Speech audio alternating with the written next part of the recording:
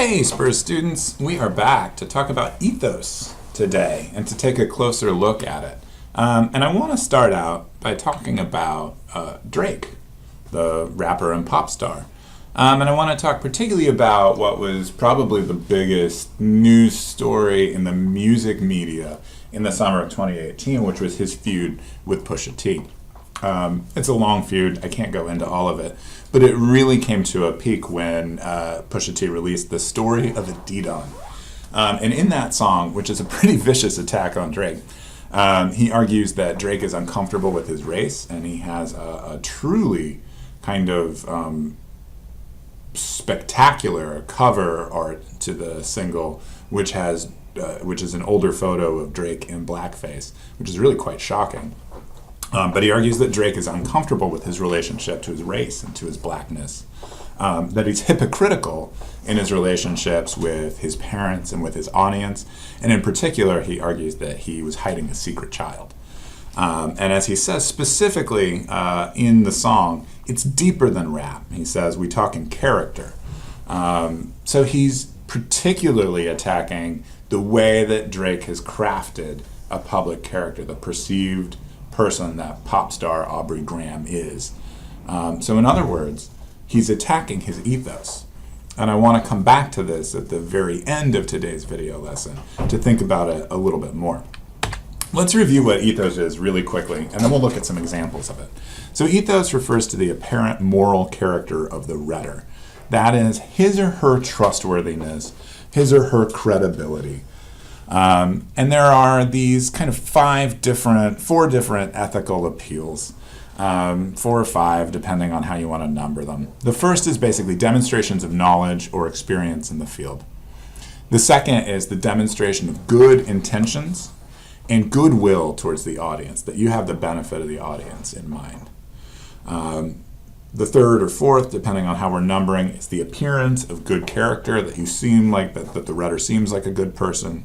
And lastly, there's their reputation, something that's kind of largely out of their control, but how are they perceived by the public? We're going to look at examples, more or less, of each of these in texts, and how we'll look at a moment of a writer trying to craft that particular ethical appeal. And we'll start with this one, which we've seen before. This is from Joe Biden, who is at the time the sitting vice president of the United States, saying, "Senators, do your job." We won't read through the whole thing. We're just going to look at the opening paragraph. In my 36-year tenure in the United States Senate, he says, nearly half of it as chairman or ranking Democrat on the Judiciary Committee, I presided or helped preside over 9 nominees to the Supreme Court from both Republican and Democratic presidents. That's more than anyone else alive today. So laying it out there really quickly, he says if we're going to talk about choosing Supreme Court justices, I'm the person to talk to. I am the expert on this, right? Very quickly, he tells us that he has had a 36-year tenure in the United States Senate, so he's got expertise there. He presided or helped preside over 9 nominees to the Supreme Court, and he makes it clear that that's more than anyone else alive today. So, in just 2 sentences in his introduction, he lays out why we should trust him, because he has a ton of experience in this field. So that's all well and good if your writer has what we call that situated ethos, which is quite a bit of experience and quite a bit of like name recognition in their field. But what if you don't? So here's an example from the Daily Texan, and this is a student named Ashka Dige. She, to my knowledge, is not an expert in classroom policies to reduce paper waste. So here's how she addresses that in this opinion piece, arguing that professors need to use less paper in class. Let's look at her first paragraph. Each introduction to chemistry class kills approximately 5 trees. A tree produces between 10,000 and 20,000 sheets of paper, and considering most of my textbooks are between 200 and 400 pages, this amounts to approximately 50 textbooks per tree. Even if every student at UT bought only 1 normal-sized textbook each semester, that would still cost us 803 trees a semester. And I don't know if you can see it, but she has a hyperlink at the end of the first sentence there, which will take you to a page that demonstrates that she's done her homework, right? Basically where she's getting these numbers from.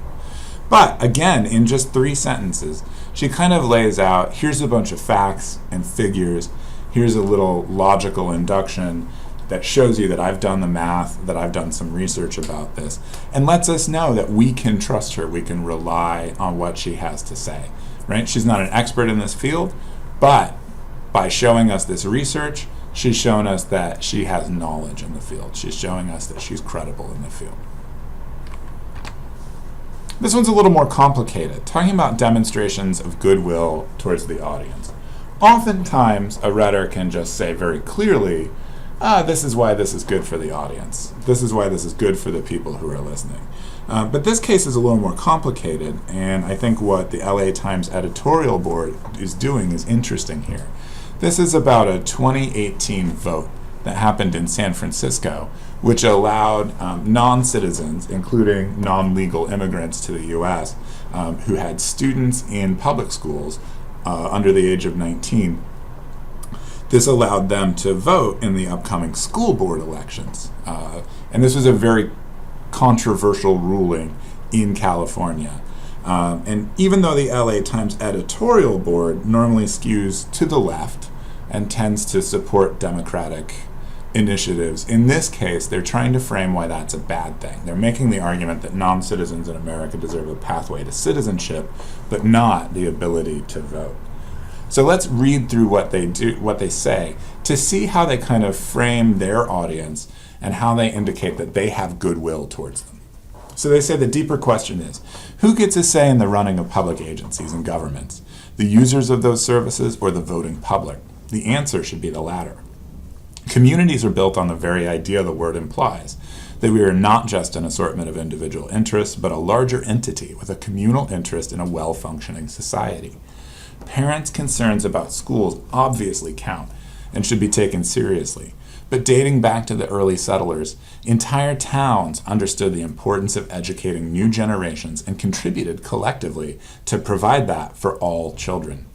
Non-citizens are welcome to contribute to U.S. society and to benefit from its policies and public services, but governance of those public matters belongs with the citizenry. So you can see that they're walking a kind of tightrope here, right? They don't want to advocate that non-citizens don't deserve to enjoy these things, right? And in fact, they demonstrate goodwill to that audience by saying non-citizens are welcome to contribute to U.S. society and to benefit from its policies and public services.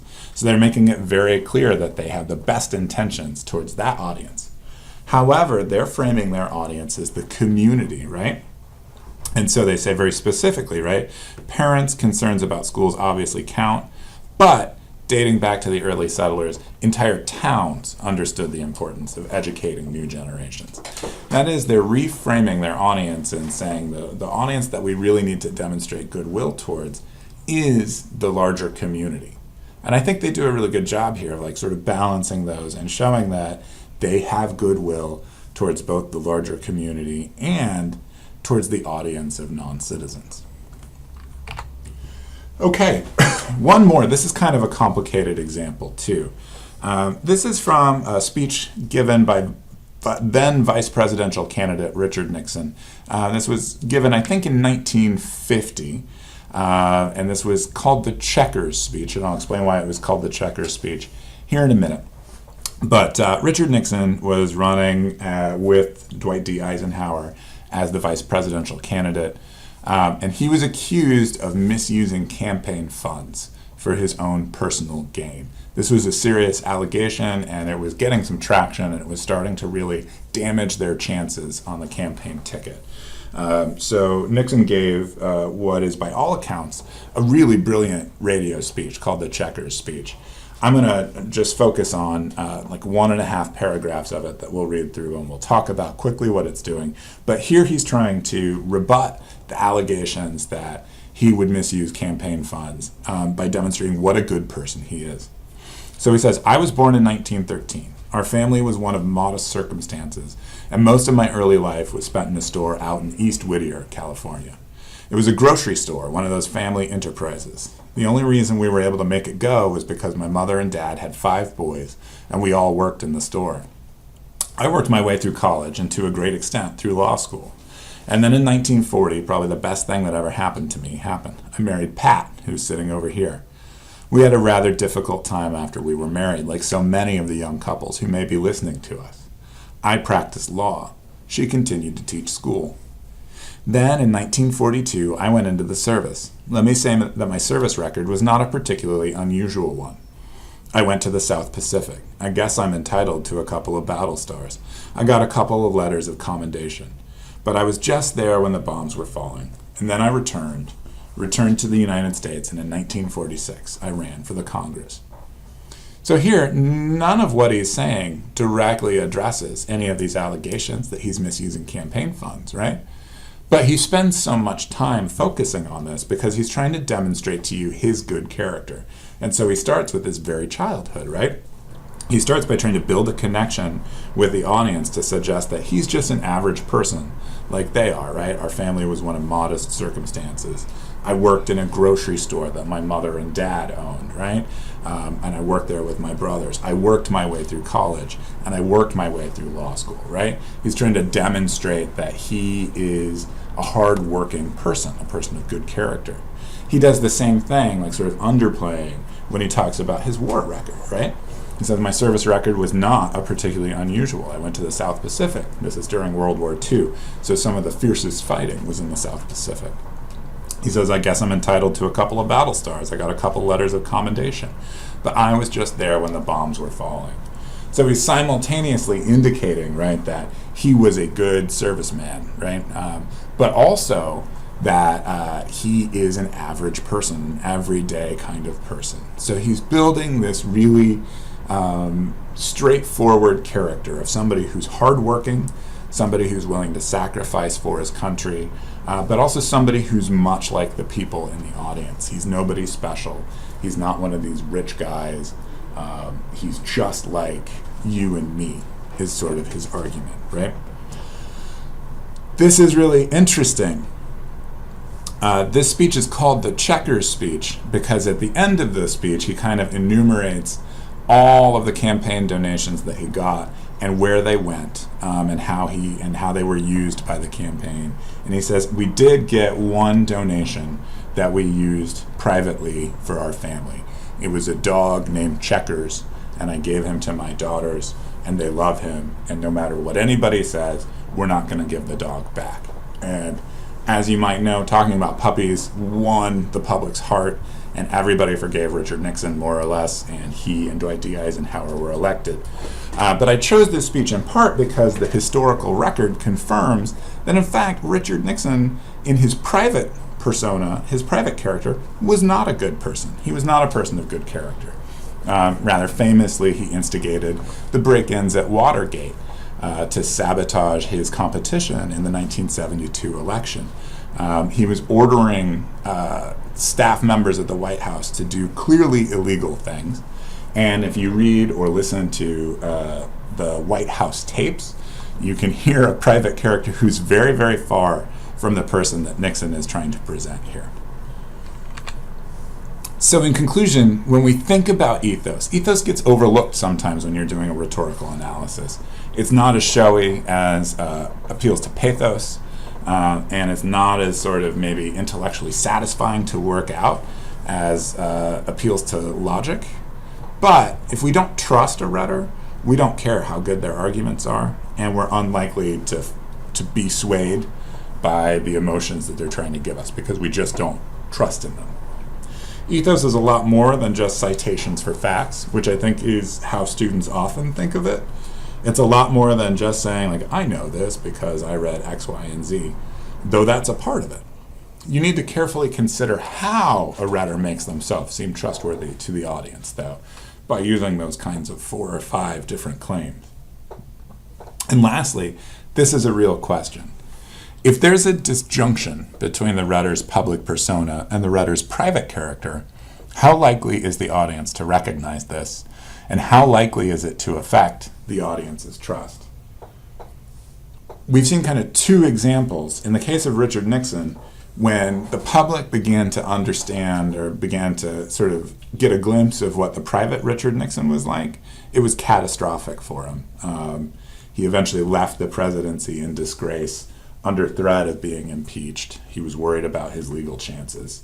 And he sort of spent the next 20 years under a cloud. Everybody sort of believed he was one of the worst presidents of the United States, and many people still continue to believe that, largely based on the illegal activities he undertook, but the revelation of just what an unpleasant person he was privately. But on the other hand, Drake's album went to #1 when it was released. So it seems like the public there was much more forgiving of the kind of allegations and revelations that come out in the story of Adidon. So there is no one-size-fits-all answer. The truth about Ethos is that it's complicated, and that it's your job to think through, what is an audience likely to accept? Where is an audience likely to draw this line? Okay, as always, there's a quiz following this. And when we return, we'll probably talk about logical appeals and think about how those work.